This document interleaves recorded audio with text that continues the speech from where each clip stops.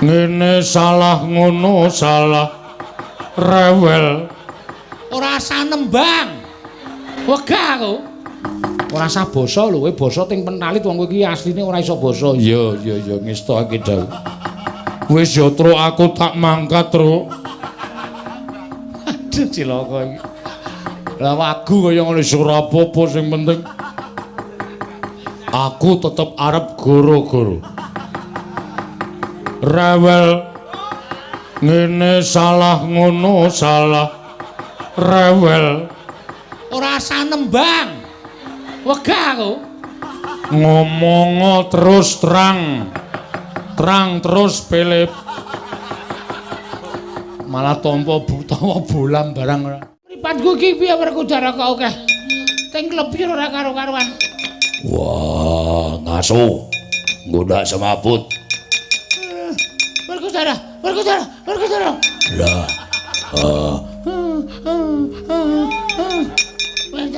Pedro edan Durna bapakku Werkudara aku wis omong karo kowe aku wae sing tekan kene kok dadak disiki ya sirku ngono ya men ketok kaya gleleng ning Pedro mana ngajar karo aku Pedro ki iblis lanat aduh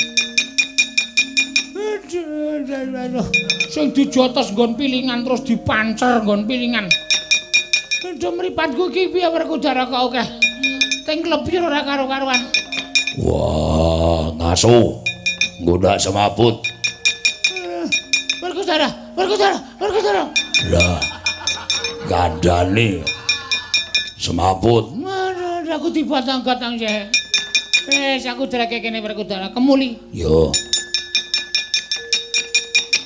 Pedro kula wonten dawuh Den aku tekan kene nuruti dawuh Begawan Durna nggone paring ilmu karo Werkudara nggih terus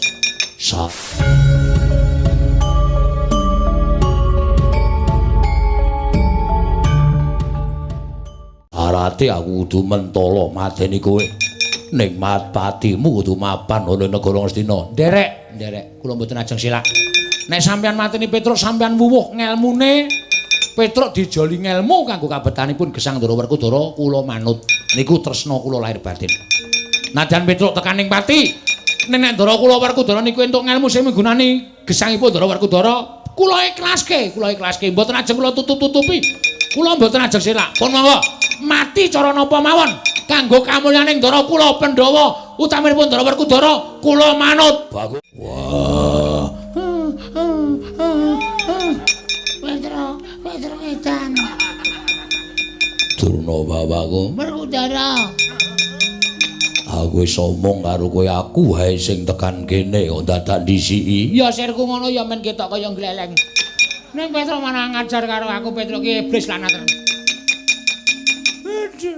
aduh sing dijotos nggon pilingan terus dipancer nggon pilingan aduh mripatku iki piye Werkudara kok akeh teng lebih ora karo-karuan wah ngaso nggoda semaput Werkudara lah gandane semaput aku dibatang-batang sih wis aku dreke kene Werkudara kemuli yo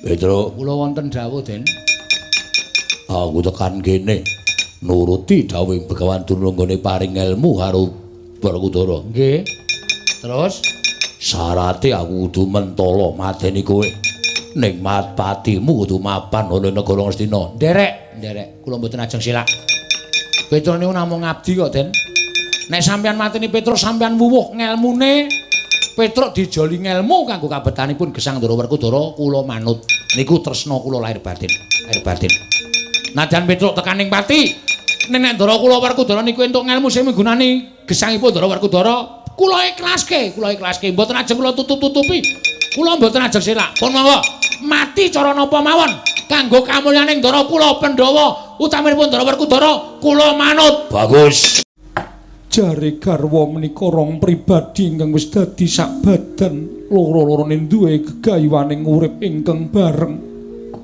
ana tetembungan yen abot padha dipikul yen enteng padha dicangking Ning kok mboten sak gedagan menika to Pakne. Sampeyan kok kaya wong bingung.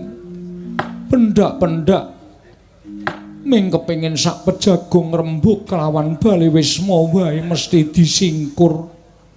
Pendak tak jejeri mesti terus tindakan. Sampeyan ki jane kena ngopo Pakne?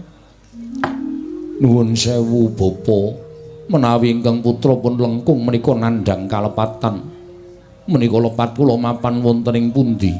Menawi kula nandhang dedosan, dosa menapa ing badhe kula sandhang dene kula wantun tumindak dosa kaliyan tiyang sepuh kula, kaliyan Sudarma kula, Bapa.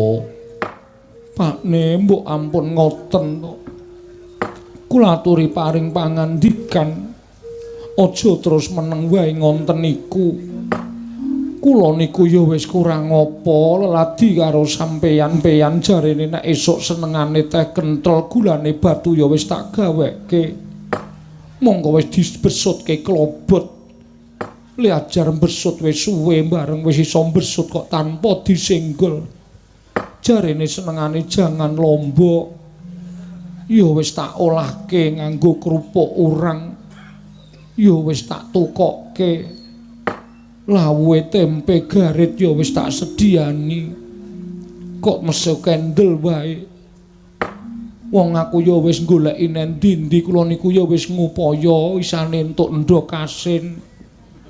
Panjenengan menika karmane ndok asin, angger ora ana ndok asin terus ora gelem dahar. Pakne. Ampun kaya ngoten to. Kula mengke nek nganti nesu kagol kogelan ati kula. Kula lunga lu saka Karang Tumaritis. Kula aturi ngendika Pakne.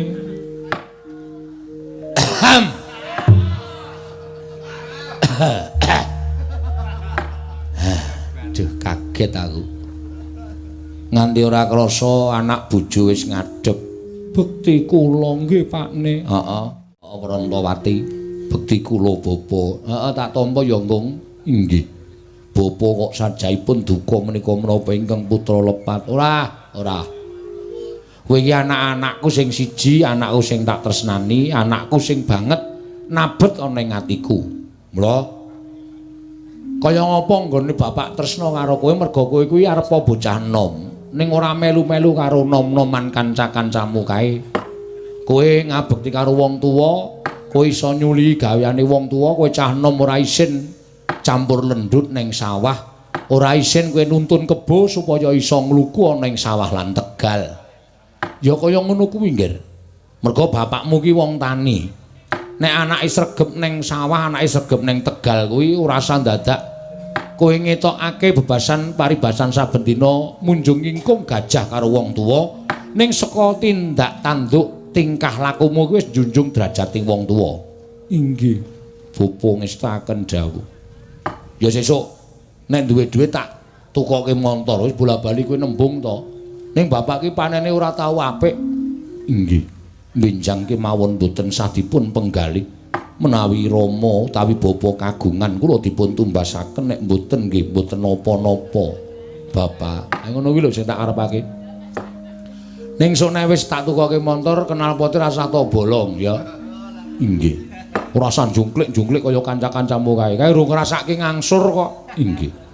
Nek wis ngrasake ngangsur ora bakal dikunjungklik-jungklik ngono kae anane montore diceteli diganti apa-apane terus nggo nabraki cagakanim kae. Kae merga ora ngrasake nukokke. So nek wis dewasa wis tuwa genti dijaluk karo anake, genti ngrekoso nuruti karepe anake sok bakale krasa. Ning nek kowe sesuk duwe anak, anakmu mesti ya ngabekti karo kowe wong pokal gawe apa tindak tandukmu ya ora tau gawe lorone bapak. Inggih. Inggih. Prantawati, Kula wonten dawuh. wah jan. Aku ki saben dina kaya ora percaya. Ing atase aku ki ming pono kawan kaya ngene kok dadi mantu ratu. Mantuning Sinuwundarawati, kowe iki anake Sinuwundarawati putraning Nalindra. Monggo kowe iki jane nek ngarah wong bagus kuwi iso lho. Ning kok mintrima karo Petruk. Ning wedene sing jeneng katresnan kuwi ora gagas perkara umur, ora gagas perkara rupa, merga kuwi uruping jiwa ingkang suci. Kasinggihan mekaten. Namung selaminipun kula mapan wonten ing Karang Tumaritis nderekaken pakne menika. Menika tangga tepalih kathah ingkang sok dolan mriki nek panjenengan sok lunga. Menglancari karo kowe. Ora usah digagas. Gathot to? Inggih. Ora usah to gagas ya pancen niate ora apik cah kae. Ah, iki ngene ya Brantawati. Kowe tak jarwani, apa to sababe kok aku meneng wae? Atiku ki giduh. Atiku ki bingung. Mergi menapa? Ming bab sepele nek iki aku ngandhake perkara apa to sebabe atiku bingung, mesti ming tok ladaki tegese ming tok ece. Mboten kilogram mboten pakne kados menapa. Aku ki ngimpi, kok impenku kegawa tekan saiki. Impenipun menapa? Ngomah kene kaya duwe gawe gedhe. Ngomah kene kaya duwe gawe gedhe, tarup genggeng ngendi-endi papan tangga teparo do teka, do rewang, do masak, wis kaya ngono kae. Aku ki bingung. Lho, lah kok omahku kok ana duwe gawe mongko bareng tak sawang ana kursi manten loro. Aku kaget, lho sapa sing arep dadekke manten? Selasa kliwon aku ngimpi kaya ngono. Inggih. Jemah kliwon bajure, Bajute. Aku ngimpi. Lah kok dumadakan jroning impenku ki sing didandani manten ki Petruk, bojomu. Mongko ujare wong akeh ngandhake ngimpi dadi manten ki bakal cepak patine. Mongko bareng tak sawang mantene wedok ora ana. Lah iki tegese ora kok cepak patine. Ning Petruk ki ana sing arep jangka patine Petruk. Saiki jujur wae. Pancen aku curiga karo kowe. Aku cubriya karo kowe. Cubriyanipun menapa? Sakliyane karo aku kowe jane sambung tresna karo sapa? Pakne niku nek ngendika mbok sik apik aja sok nglarani ati. Kabedha dada kula kapendheta manah kula menika namung tresna kaliyan panjenengan. Yakin? Yakin saestu. Sumpah? Inggih sumpah Ki Lurah. Ora ana wong liya tenan. Mboten wonten. Sing jeneng Brantawati iki kowe. Sing tak timbali kowe wangsulan sing apik karo aku. Kula sampun wangsulan lair batos. Kula mboten badhe tumindak aneh-aneh. Lah nek ngono pancen ana wong liya sing arep jangkah karo patine Petruk. Nek kowe ora duwe wong sing tresna karo kowe terus ngarah karo patine Petruk iki aku terus lek arep golek iku carane piye? Kula piyambak ugi mboten mangertos caranipun kados pundi. Piye kok? Kula mboten tumut-tumut perkawis menika Kanjeng Rama. Kula menika lare sak menika. Tegesipun kula menika mboten pitados kaliyan impen.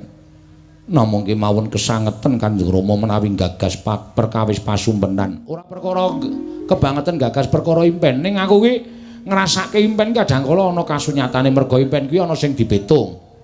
Puspa tajem kadoro dasih kuwi impen sing bakal nemai mekaten. Mongko impenku kuwi tibane tiba puspa tajem utawa kadoro dasih.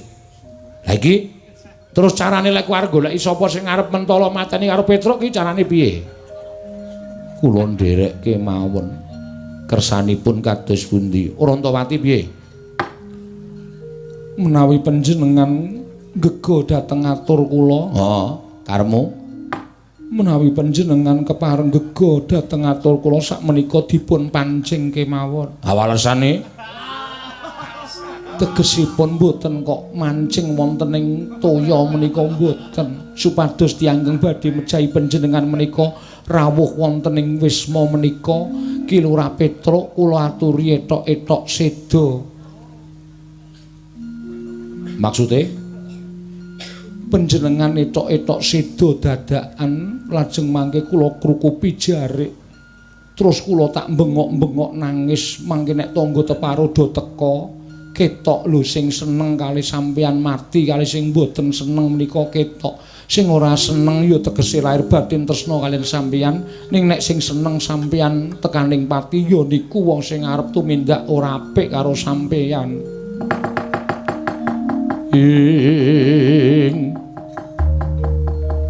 Petruk kang malaka-leka kantong bolong isine kosong.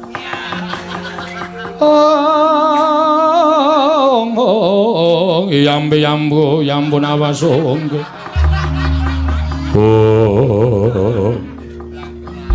Apik. Idemu apik. Nek ngono kong golekno apa jarik sing ora pati apik. Inggih. Aku tak nglikar ning amben kene kruku pono mengko gek ibumu kon bengok-bengok nangis kowe ya nangis men tangga teparo do teko. Ya tangga teparo sing melu nangis mergo kelangan Petruk tegese kuwi tresna karo Petruk nek tangga teparo sing padha ora nangis sajake mesem guyu mergo Petruk tekaning pati genah kuwi wong-wong sing argahe patine Petruk. Ingatan kula namung derek ning kowe ora etok-etoke lemu etok-etok aja nganti ketara lho Rontrati. Inggih. Yen meru lengkung ya nangis kanca-kancamu dundangi kabeh nek bapakmu mati. Mangke menawi mati saestu cangkeme iki mengetok-etok. Oh inggih ngestakaken jauh. Wong nyatanipun kula ajrih Kanjeng. Wah sawedi, aku tak ngelikan nang kene jupukon lak anu jarike. Engko ngestakaken jauh Kanjeng Rama.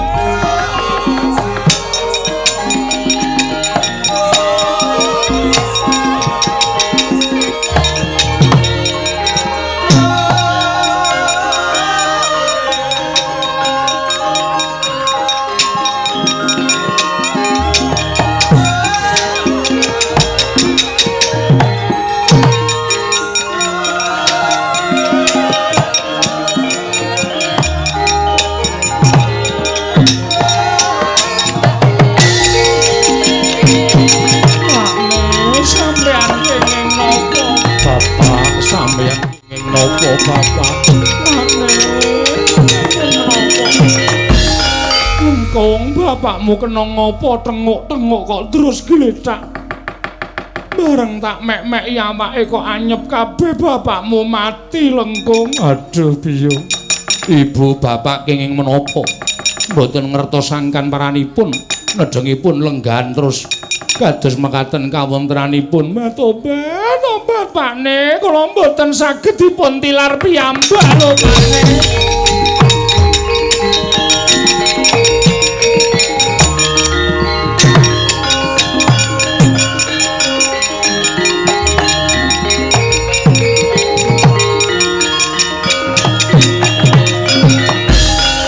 Kajarian putra lamun kawekasan Yeka wisanggeni maya Wisnu Pradenta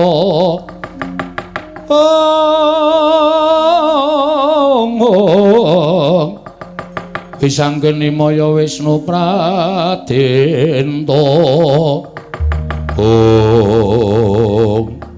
Pakne sampeyan kena ngopo? Bapak sampeyan kenging napa?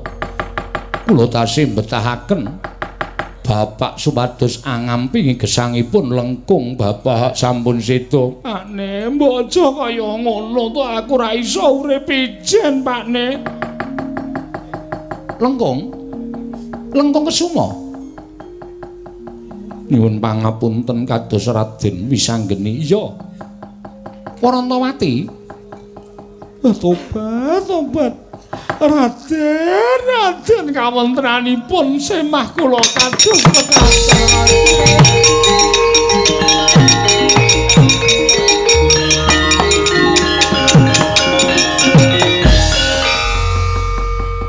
Ngarepan omah kok dipanjer gendera putih.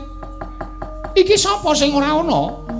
Nuturi Mas pausaken dhateng kawontenanipun ingkang abdi pun Kilurah Petruk.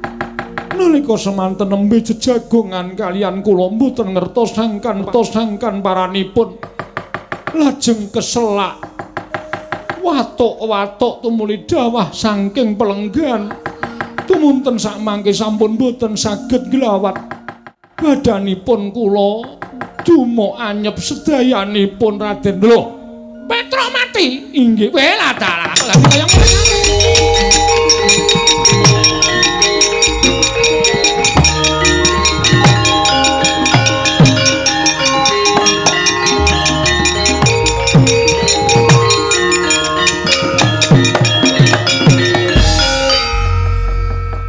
ya wis nek ngono aku ngucapake bela sungkawa ya Warantawati. Inggih Raden. Wis ora usah kuwatir, mengko kowe ora usah bingung. Petruk mengko dipendhem ning endi upama nganggo Prabeya aku sing ngragati. Yen perlu slametane Petruk kowe ora usah matur para Pandhawa. Tak slameti nganti tekan rampunge nggone nylameti Petruk. Matur sembah nuwun, matur suwun Raden. Ya padha-padha. Lah kok edan temen. Ning ya wis ora apa-apa wong sing jeneng pati uripe menungsa kuwi gumantung marang panguwasaning Dat Kang Murwing Dat. Ya kuwi lho. Mula tak jaluk kowe kabeh kuwi percaya karo panguwasaning Gusti. Merga Gusti kuwi nitahake titah ning alam padang kuwi anggap marang kuwasaning lan kodrate. Inggih. Bojomu lagi tengok-tengok mongko ngombe wedang keselak tumuli tekaning pati. Kuwi mbok menawa dadi kodrating Wang Mahanasa. Inggih. Luwih akeh sing nalika semono lagi ngopo-ngopo mongko ora ngerti dodok selehing perkara wekasan tekaning pati kuwi kabeh dadi panguwasaning sing gawe urip ming kudu ikhlas. Matur sembah nuwun. Lah kepiye meneh wong dadi kersaning sing maha jagat. Mula ya wis ingkang ana kuwi bakal tumuli bali ora ana. Awale ora ana, mengko ana terus dadi ora ana meneh. Wis dadi kodrating Wang Mahanasa. Inggih, ngestaken dawuh. Aja kok Petruk, aku sesuk ki mesti bakal ya tekaning pati. Ning mangsa kalane kapan kuwi mbuh awak dhewe ora ngerti. Isih suwe apa mung kari cendak umure awake dhewe kuwi, ya tetep awake dhewe ora iso ngerti. Sing ngerti mung panguwasaning Gusti. Inggih.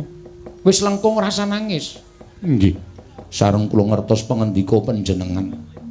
Lajeng tumuli ikhlas lair batos kula. Nyatanipun tiyang gesang wonten ing alam padang menika mboten selaminipun sesarengan nadyan menika tiyang sepuh. Rama kula piyambak nadyan kula ibu kula piyambak selaminipun mboten badhe sesarengan tumuli wonten wancinipun pisah. Mestine ngono. Inggih. Mula dadi patuladan lan kaca benggala wong urip ing alam padang kuwi nyuda tumindak ingkang adigang adiguna. Nyuda sumangah sesungaran sombong umuk kekuwataning menungsa kuwi sepira. Paribasane mung bledhog ana ing astane sing gawe urip. Inggih. Matur suwun Raden. Padha-padha ora apa-apa. Lah terus wis ngrancang urip sak teruse apa urung? Tegesipun kados pundi? Sakbare Petruk mati kuwi apa kowe arep ngrandha? Apa kowe arep golek bojo meneh? Merga lengkung ya isih mbutuhke Prabeya dienggo sekolah mbok menawa lan nggo uripe anakmu si lengkung. Kula tasih bingung. Kula tasih tresna kaliyan Ki Lurah Petruk. Wis aja tok tresnani, kowe tresnani wong mati ki entuke apa? Ngaten. Lah arep tok tresnani pendak dina nek wonge wis ora ngerti, wonge wis ora krasa, wonge wis tekaning pati kuwi kowe entuk apa? Malah gegerus atimu dhewe. Kowe mbebecer wektu lan uripmu ingkang tanpa guna. Mekaten Raden, bener. Lah dos pundi wong nyatane upama kula menika winengku dening priya ya sapa sing gelem wong kula niku randha. Ge anak siji. Mengko dipun westani angge-angge orong-orong. Kok sik to, aja sok sembrono kowe iki saklaya dadi bojone Petruk kok iso mbanyol lho. Mboten ateges menika. Nanging ya sapa sing gelem. Kowe iki jek enom. No. Nek kowe nyebut sapa sing gelem kuwi keliru. Wong kowe kuwi iki gamanmu akeh. Gaman menika tegesipun daya kekuatanmu, pasuryanmu ya ayu, kowe anak ratu. Mongko nek semono bejo temen uripmu mung dimek karo Petruk, mongko saking para satriya-satriya iki padha kedanan karo kowe. Lah kok bejamu kinodratake entuk Petruk. Ning ya bejamu meneh Petruk tumuli tekaning pati, mongko kowe isih enom. Inggih. Ha iki ngene. Iki mung upama lho. Inggih. Bangane kowe diwengku wong kana-kana.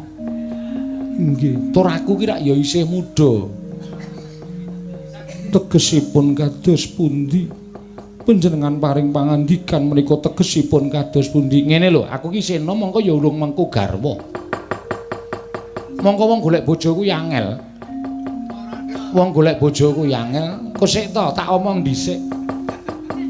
Wong golek bojo kuwi angel, wong golek garwa kuwi angel. Yen kleru nggone milih garwa kuwi bisa nyengsarake uripe wong lanang. Nanging yen bener nggone milih wong wadon kuwi iso ngunggahke derajating wong lanang. Inggih.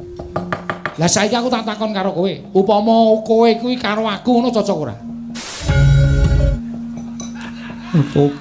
Tobat namung gumantung anak kula, nek anak kula cocok kula ya cocok.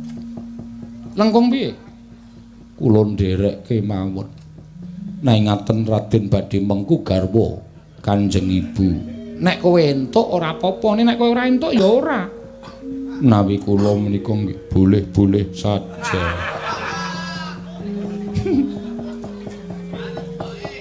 Iki anak Petruk ya senengane mbanyol, boleh-boleh saja ki basa ngendi? Menawi kersa monggo Kanjeng Ibu, menawi tresna inggih monggo, mboten menapa-menapa leres ngendinganipun Raden Wisanggeni. Nunggoni wong mati. Menika mboten badhe pikantuk menapa-menapa.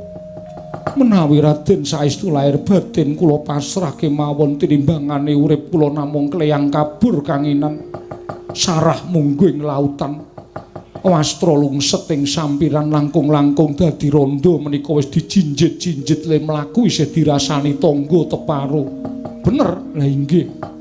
Mila kula nderek kalian panjenengan kemawon Raden.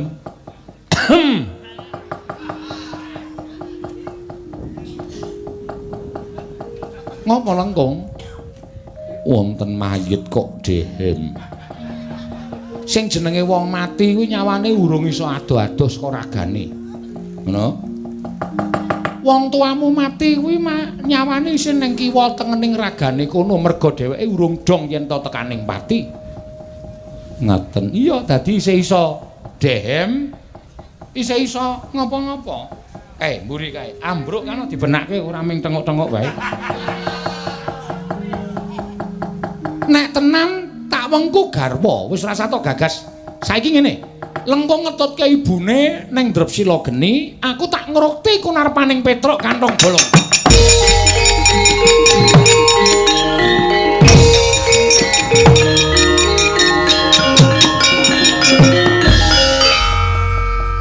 Wah, lah bojomu urip ngono kok.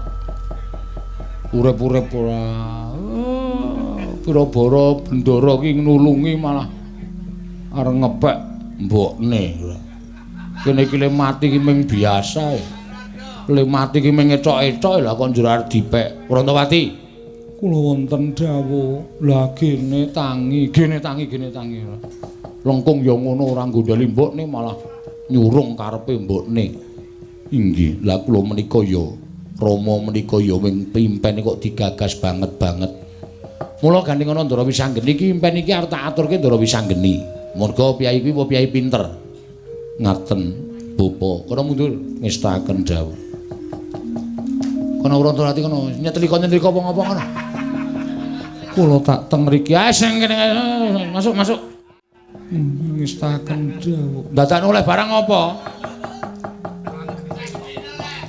Serah. Kowe ngopo Tru? Ngopo. Gah aku sok nek kaya ngono kuwi.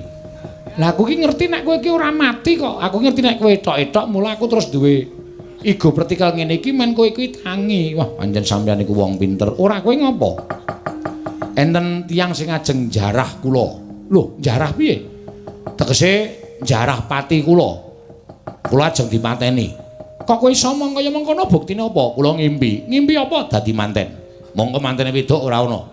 Nek mantene wedok ana tegese kula Petruk niku mati saka karepe sing kuwasa. Nek mantene wedok ora ana kula nyandang manten dhewe mongko pahargane wis genggeng niku tegese ana wong sing ajeng nyolong karo uripe Petruk. Mula kula ora trima. Kula carane ngenten iki niki wau ming dadi go vertikale Warantawati supaya ana wong sing tekan kene nek wong sing tekan kene niku ketoke sengit karo Petruk berarti Petruk sing mantene Petruk. Ngono nggih. Paham to sampean? Ngerti. Mula kula pasrah Ndara Wisanggeni dinten sakniki kula nyuwun dislametke supaya aja nganti tekaning pati. Mangsawang anak kula Lengkung isih enom, isih bocah. Nek nganti kula mati sapa sing ngragati anak kula? Ngono Petruk, nggih. Kowe ndek pusaka to? Napa? Pethel. Gadah. Kene tak silihe. Pethel siji arep disilih, tak silihe engko tak balekke. Nek nganti ilang tak ijoli pethel 40 nggo nutuki ndasmu kuwi. Ya ora ngono kok njur nesu. Mung disili petele kok ora entuk. Nggih, siap. Petel. Ah. Niki. Ajeng manapake jarene petel iki kondange ampuh. Wah. Oh, kerep tak nggo nyolong ora tau konangan. Nggo nyolong kok ora konangan. Ampuh kegila-gila. Nang ngono petel iki ampuh tenan. Tak pujane, dipuja napa? Wis kowe meneng wae.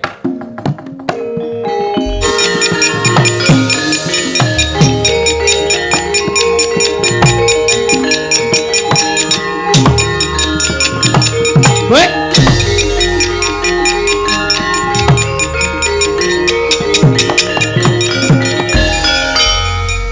Iki sampean gawe masalah iki.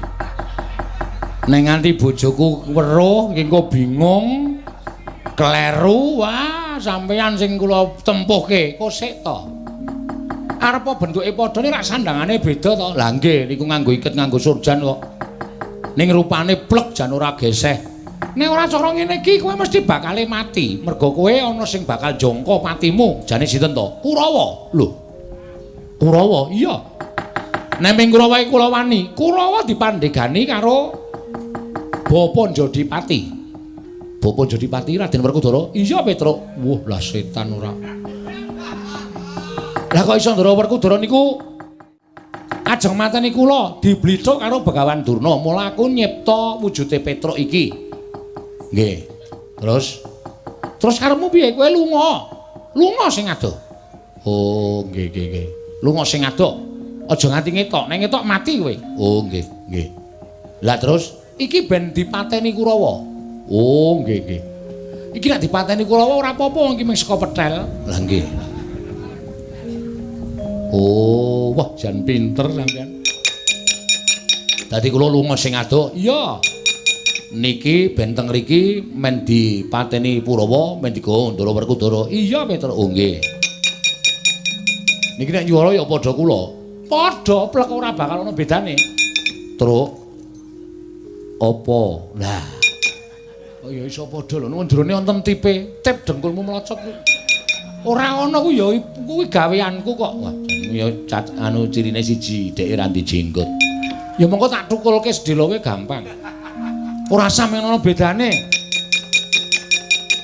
Ning niki tesih wonten siji perkara. Lho, sijine perkara piye? Nek kula lunga sing gara-gara sapa? Niki digawa Kurawa, kula lunga. Terus mengko nek Garing Bagong goleki piye? Sampeyan kudu iso gawe Petruk siji meneh. Petruk siji meneh? Heeh. Ya anu nggih. Piye iso ora? Iso. Nek iso kula tak ndelok sik kaya ngapa lek sampeyan gawe Petruk. Ning saka wong lho, sakarep sampeyan.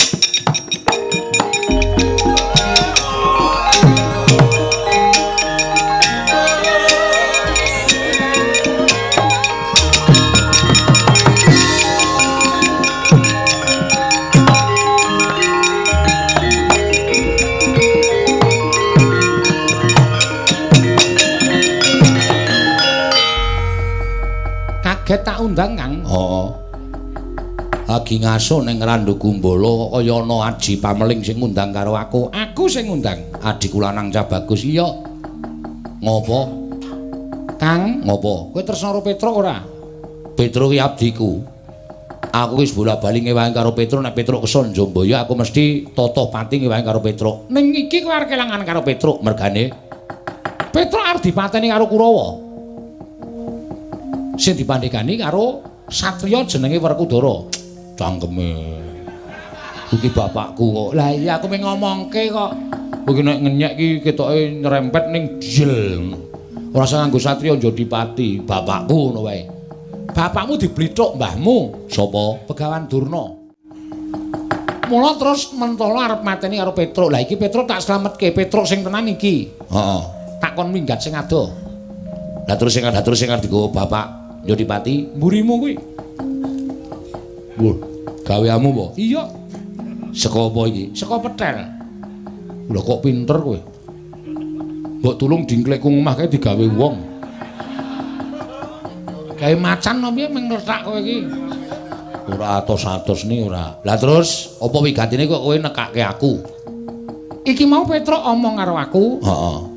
Nek Petruk sing tenan lunga, Petruk sing gawa Werkudara ku Petruk mbrimu, lah sing gara-gara ora ana. Maksud lu kowe tak dandani Petruk, kowe engko gara-gara karo gareng karo Bagong ya. Nih. Ngene wae, yo gelut yo. Lho. Kok gelut piye? Lah kowe iki senengane aku ki ora iso nembang, ora iso tetembangan, ora iso lucu kok. Kon dadi Petruk engko nek nganti ketara malah geger. Ora. Wis to manut karo aku kowe engko rasah nembang, rasah. Kowe engko rasah bawa lunging gadung barang kae rasah. Ya. Pokoke meneng, kowe nek dijak omong garing ya wangsulan, nek ora dijak omong garing rasah omong. Engko nek garing curiga karo aku, cubriya curiga. Heeh, cubriya karo aku. Wis pokoke kowe rasah omong. Oh iya, ya. Manut aku wah jan setan tenan. Ya ditenono suwe tak kon dadi garing. Men tak toklek sikile siji. Tak toklek wis meneng wae ya. Ngampet ambekan. Wis aku engko bakal muja karo kowe. Nek kowe tak puja kowe bisa dadi Petruk. Ki arep tiru-tiru Bagong kowe ya. Ajar ora. Wis tak pujane Kakang yo.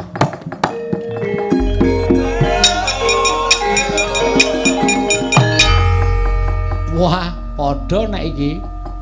Wah iki iso cilaka lho.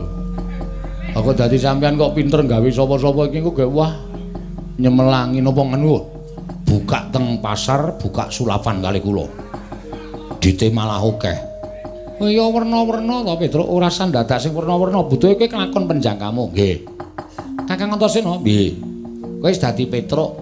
Iya. Engko kowe neng Ngororombo. Oh iya. Ngenteni gareng karo Bagong, gara-gara ning kono. Oh iya. Ngono ya, Kang? Iya. Coba nek kula dadi gareng. Piye, Truk, kabare, Truk? Sampeyan wangsulan nuwun. Ya apik-apik wae, Reng. Rada kaku iki. Ning wis ora apa-apa pun pemper. Iya. Ayo padha nembang Sitom Parisana. Napa? Sintom Parisana. Sinom Parijata kok Sintom Parisana. Lah ya jeneng ora apal kok ya Reng. Nggih, mboten dados napa wis ben. Pun nggih den kula tak lunga. Petruk kowe mangkat sing ado. Kakang Antasena kowe mangkat kono gara-gara. Iya wisang Ndara Wisanggeni ngestokke dawuh. Ora sah basa lho, kowe basa ting pentalit wong kowe iki asline ora iso basa. Iya ngestokke dawuh. Wis ya Truk aku tak mangkat, Truk. Aduh cilaka iki. Lah wagu kaya ngono wis ora apa-apa sing penting aku tetep arep goro-goro. Rewel ngene salah ngono salah. Rewel ora asah nembang. Wegah aku. Ngomong terus terang terus pelep. Malah tampa utawa bolam barang ora. Ngono, Petruk mlayu sing adoh. Petruk kedadean saka Petrel nek ana wong tekan kene kuwi arep digapak-gapake manut. Ayo saiki padha ngayahi kewajibaning dhewe-dhewe. Matur nuwun nggih, Den.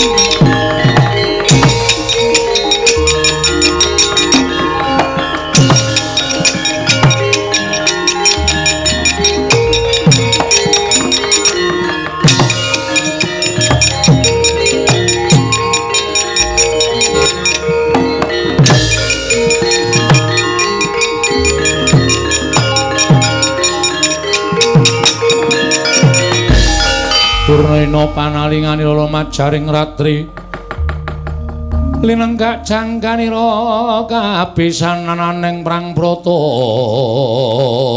yuda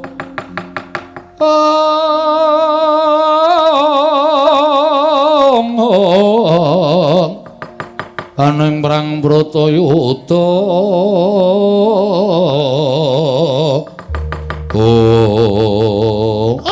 cakine wis mendem ya ngene iki. Ing atase wing arep mati kok dadak nyewa blangkon karo Surjan. Petruk, wonten dawuh penemban. Oh, kowe iki kepiye to? Apa kowe wis krasa sejatine? Yen to praptaning Begawan Durna ana ing Garang Tumaritis iki nganti karo anakku murid ya kuwi Werkudara. Nggih. Kuwi gantine kowe tak kandhani ya, Petruk. Werkudara bakal nampa ngelmu ya kuwi sastra mulya. Apa ya terus mau ya? Pengamaning bawana. Babar kamulyaning jati. Kuwi ganeping sastra cetha paripurning wangsit.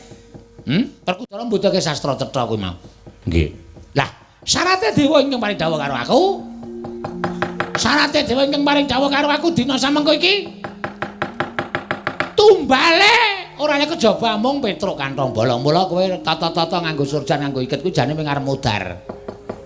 Perasaan dadakku ki gunung tanpa guna. Kowe mung arep mudar mula wektu dina iki pasrahno jiwa ragamu. Pasrahno jiwa ragamu karo Begawan Durna. Kowe bakal tak boyong marang negara mesti ora pateni, Petruk. Cumangkah anggro sesumbar lindhu bumi kunjing. Kumaluduk kontor katup.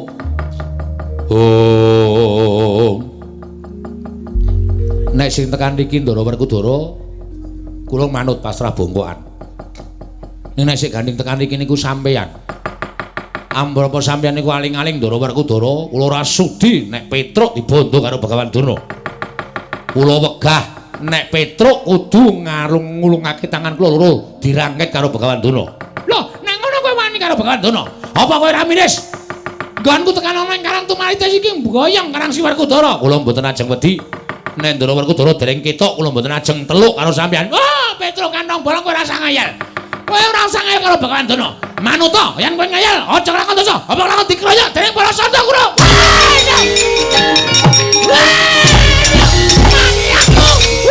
Werkudara! Werkudara! Werkudara! Werkudara!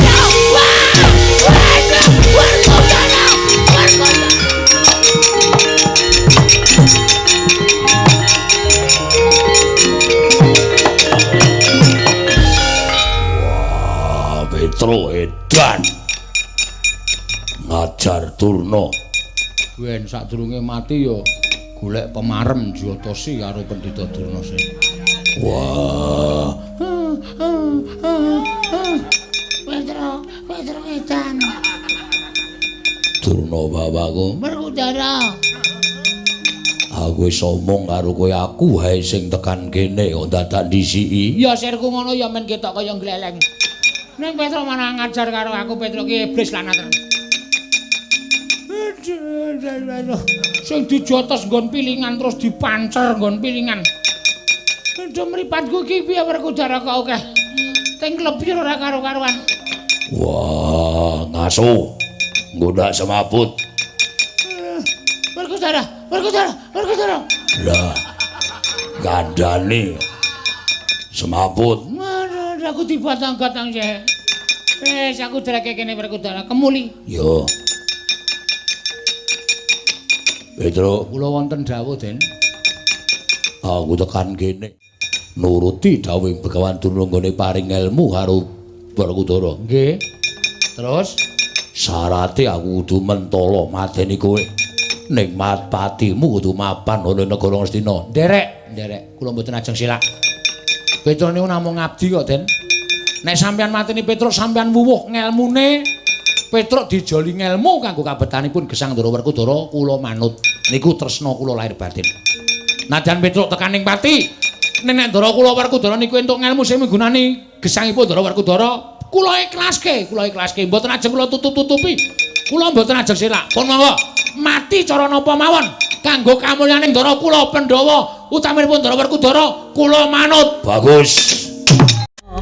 Mulat mara sang Arjuna semanya kang kamanungsan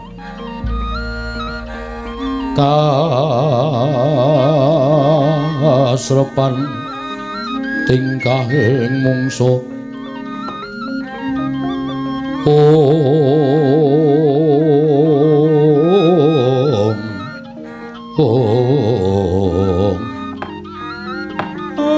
Bapa Bendara kula, Den. Ndara Janaka. blegek kekugek sadulita mel dilulit Ya amin sesebutane kok ditambahi tilulit-tilulit. mbangane blegegek sadulita lit ngono ki rak ketok kaya ora wangun tilulit Aku ora kaya bakul es to kuwi. Tilulit njaluk. Weh. Wong ora ana wong tuku kok njaluk. Wilujeng Ndara. Iya Kakang Semar. Tansah pinanganing kawidadan praptaku ning Karang Kadempel Kakang Badranaya. Syukur. Ndara kula ngaturaken bekti kula kunjung nggih, Den. Iya Nala Garing. Karya Bombong penggaliku pangestuku Tampanana. Nggih, kula pun dinggo jimat. Ndara kula ngaturaken sembah pangabekti kula kunjung. Iki suarane sapa Nala Garing? Petruk. Kenging radang tenggorokan. Ya truk bubar ya truk medeni. Undur bubar medeni kuwi to ngudel longkas ora. Gemrubuk terus angine. Ora apa-apa rasa digagas menawa iki angin saka segara. Mau iki cedhak segara. Ya ora ada ya. Padake nang Blekonang wae. Cedhak segara iki ada. Gusti Ndara Janaka kula ngaturaken bekti kula kunjung nggih, Den. Iya Bagong tak tampa. Pangestuku Tampanana. Nun nggih sangat anggen kawula ndadosaken jimat. Enten apa, Gus? Lah kok sampean rawuh enten Karang Kadempel. Mundi dawuh timbalane Kanjeng Koko Prabu Darma Kusuma. Kakang si Kakang tinimbalan sowan ning negara Ngamarta. Nadyan Kakang Semar kuwi derajate ngaceplik bebasan nuwun sewu. Wong loro saudon telu saurupan nanging ana akeh ingkang padha nyebut yen to Kakang kuwi pusaka kang bisa kandha, jimat kang bisa ngucap. Ngandel ora, Bapak iki pusaka bisa kandha jimat iso jengat. Jimat iso bisa ngucap kok iso jungat ora. Heeh, jimat iso ngucap. Mula Kakang Semar ayo ndak kanthi prapta ning negara Ngamarta sowan ngersaning Kanjeng Koko Prabu Darma Kusuma Kakang. Om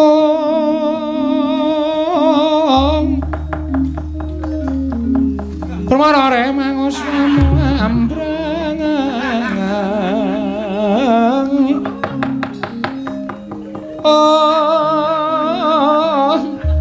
kati karnaning kasose yen aneng marga malalat tumiring sang kandha wastran maca marmat maca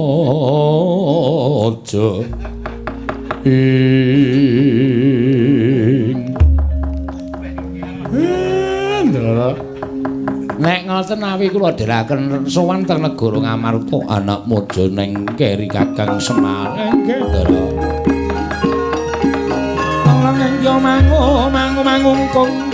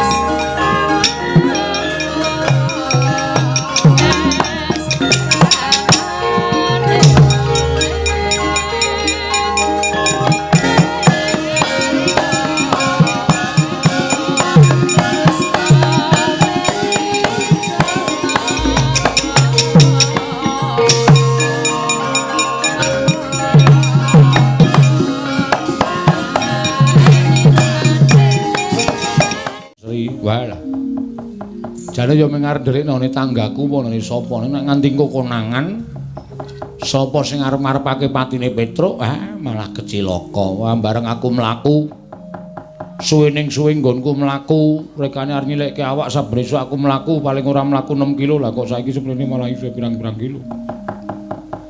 Nganti tekan jabaning rangkah. Waduh, monggo aku iki kaya urung ngerti papane iki ngendi. Malah keblasuk-blasuk. Malah ketuyung-tuyung uripku kaya ngene iki kepiye iki. Dalan sing maune tak liwati kok kaya tak sawang kaya pangling gek aku ki tekan ngendi, desa ngendi, dusun ngendi, kelurahan ngendi, kecamatan ngendi. Kok suasana saya sepi kaya ngene iki gek kepiye weh jan. Lah malah cilaka mongko ndara wis anggeni gawe Petruk pirang-pirang. Ngono nganti mulih nang omahku, Kurantawati ora ngerti nek kuwi Petruk palsu, langsung dirangkul. Pakne. Waduh. Wah. Kok pikir aku dadi sing ora-ora ya? Ning ora ah. Bojoku iki wong setya bekti karo aku kok ora bakal tumindak kaya. Ning nek padha rupane. Piye? Monggo sing teko Petruk blek kaya aku. Ayo bojoku ora ngerti nek kuwi aku apa udu. Terus langsung nek Petruk sing palsu wisuh Bu. Wah, cilaka iki. Kok men kowe dhewe? Wes. Dinggo sesuk sore meneh kok. Ndak malah gerok ora. Wah, cilaka iki wis.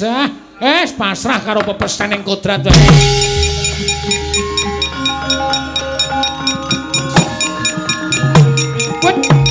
Waduh pukulan.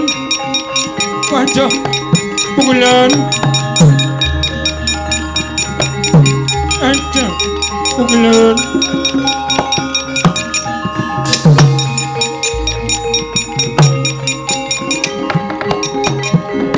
Waduh pukulan. Ngentraken sembah bekti kula kunjuk pukulan. Petruk wong geculku marujul. Selagine Jawata rawuh wae kowe isih bisa kaya ngono mongko kowe ora ngerti dalaning Bali. Oh iya ya. Aku kok ya ngopo to ya ning ndi-ndi mesti sarwa seneng ning jane atiku iki cilaka. Petruk dalem ulun ngerti pesambat kita. Nggih. Lha niku pripun Pukulun? Pancen sayektine apa kang dadi pacoban kita mau, wis pinesti kita dadi lantaran tumedhaking kanugrahan. Weh. Kula niki? Iya, Petruk. Lah ming sakula kok dadi lantaran tumedhaking kanugrahan niku pripun? Tumedhaking kanugrahan kuwi mboya mawas kelawan derajat kelawan pangkat. Nadyan kita wong loro saudon telu saurupan. Nanging lamun dewa wis mesthekake lamun kita ingkang kudu dadi jalaran tumedhaking kanugrahan, ya kita ingkang sak mangko kinarya dalan tumedhaking kanugrahan Petruk. Waduh. Ora nyono babar pisan uripku ki ya mulya. Ing atase nang omah ming diwaneni ro bojo wae. Bareng ketemu karo Iwang Pirun padha wenang kok aku dadi dalaning kanugrahan.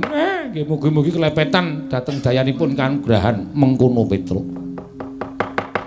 Dene kanugrahan ingkang bakal dadi lantaran tumedhak ana ing jagat mau bakal tinampa dening para Pandhawa. Nggih, merga Pandhawa kuwi kita ingkang momong.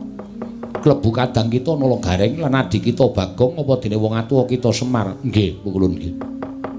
Aranipun menapa? Kanugrahan ingkang bakal tinampa dening para Pandhawa wujud wahyu katentreman sabab Pandhawa tinuding dening para Jawata ingkang bakal besok babar jagat ingkang kebak ing katentreman Petruk. Wah, alhamdulillah. Dene punden kula para Pandhawa pikantuk wahyu katentreman Pukulun. Ya. Lan kejaba saka kuwi, kita uga ingkang kudu bisa ngrampungake lakon ning jagat. Nggih, kula dhewe ya bingung. Petruk niku ngimpi kaya arep dipateni karo wong terus kula ken lungane Ndara Wisanggeni nyipta Petruk loro cacahe.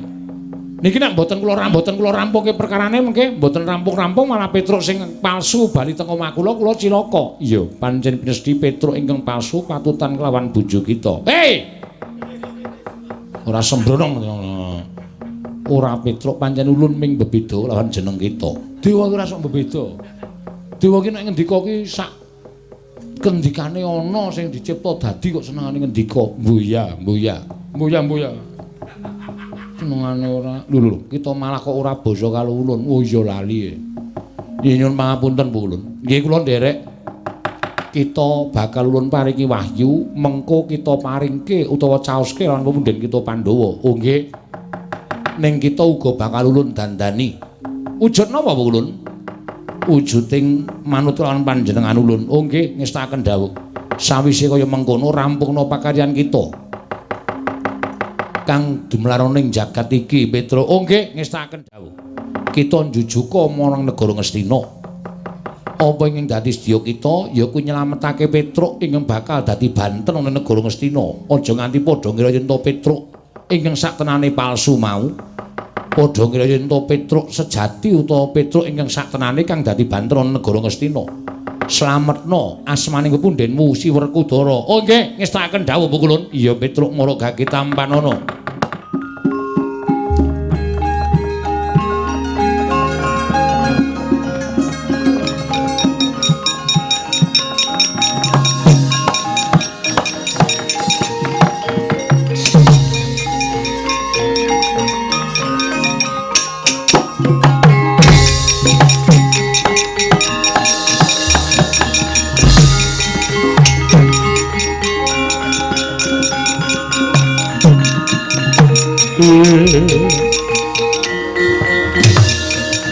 Maraina smubang wangaruna kadinetraning angga rapuh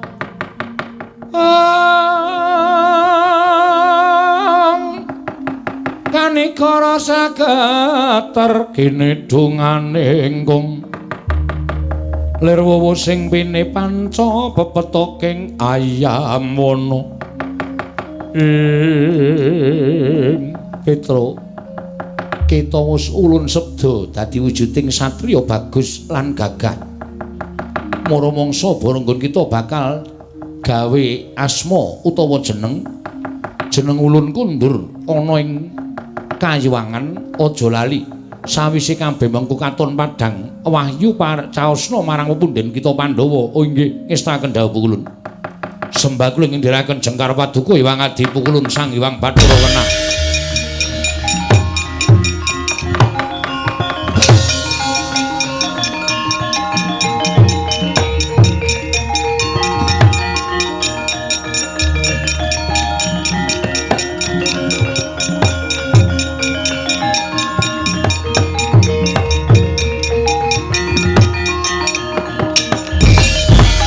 Kunjang sing langit kelap-lapaton lir kincanging risang mawe gandrung ing jagat Dewa Bathara ya jagat Pangestungara wanter dawing wang pikulun padha wenang jebul nggonku duwe lelakon kaya mengkene mung bakal kinarya jalaran tumedhaing kanugrahan ya bakal tak antepi mara seksenana dina samengko. Aku ora nganggo jeneng Panakawan Petruk nanging nganggo jeneng Bambang Surasekti. Bakal prapteng negara Ngastina. Sapa ingkang bakal gendak sikara karo Petruk? Aku ingkang ora nrimakake legane atiku.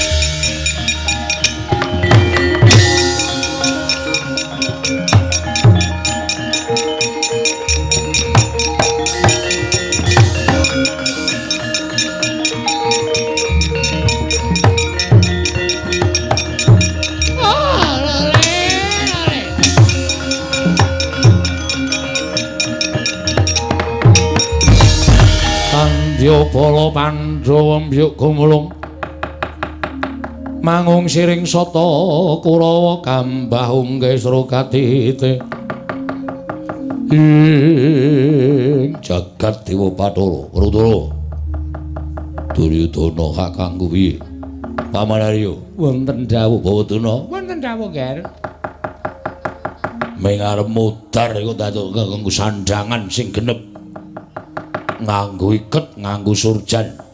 Kula ngaturaken pangabekti kula kunjuk sinuwun. Ya, Tatomba Petruk. Leres ngendikanipun Ndara Werkudara nalika semanten mboyong kalian kula ngendikanipun Ndara Werkudara menawi kula pejah kinarya tumbal lan syarat srana. Ndara Werkudara ngenipun wuwuh undhake ngelmi kula mboten badhe selak. Menika kula ngetingalaken pangorbananipun Panakawan ingkang tresna kalian Bendara. Pangorbananipun abdi ingkang saestu lahir batin tresna kalian Bendara kula Ndara Werkudara nadyan Ndara kula Werkudara menika badhe pikantuk ngelmu kudu nganggo patine Petruk kula ikhlasaken. Ikhlas karo nyawamu. Mboten ikhlas sebab napa? Nyawa ora le njaluk, nyawa ora le tuku. Mengkari urip iku kala mangsa modar ya kudu dilakoni. Yen ngono mapano aku ingkang bakal nugel jangkamu. Sing landhep lho ladinge. Mun nganti mengek ora putut-putut malah lara. Aku bakal nugel gulumu ponokan Petruk paman. Wonten dawuh. Mang cawiske bedhama sing landhep. Nggih, ngestaken dawuh nggih.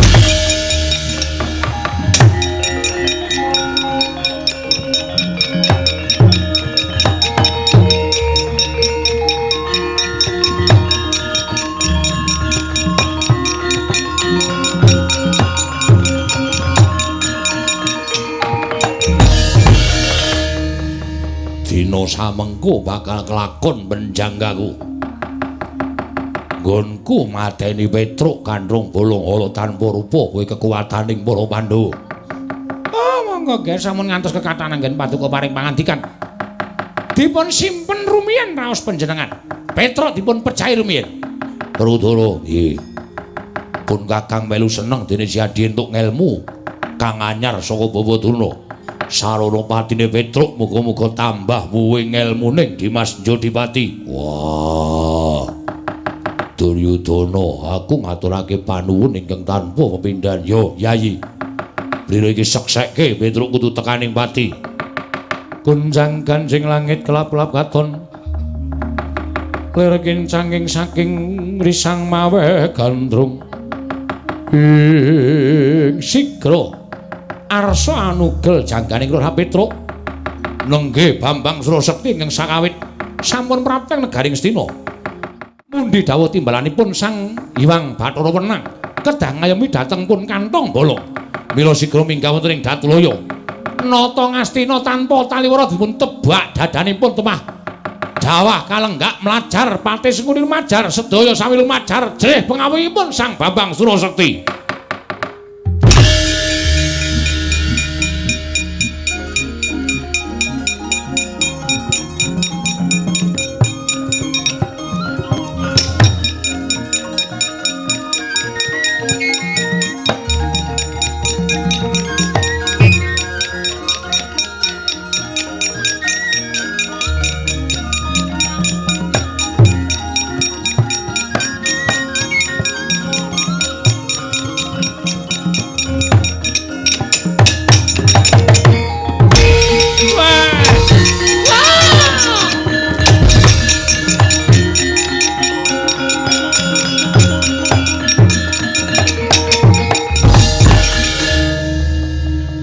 Niki sinten niki? Kula wis merem ngenteni disabet pedang gulu kula. Sampeyan sinten, Mas? Petruk. Yen kowe takon karo aku, aranku Bambang Surasekti. Bambang Surasekti? Iya. Ning mestine kowe ngerti karo aku sapa sejatine aku.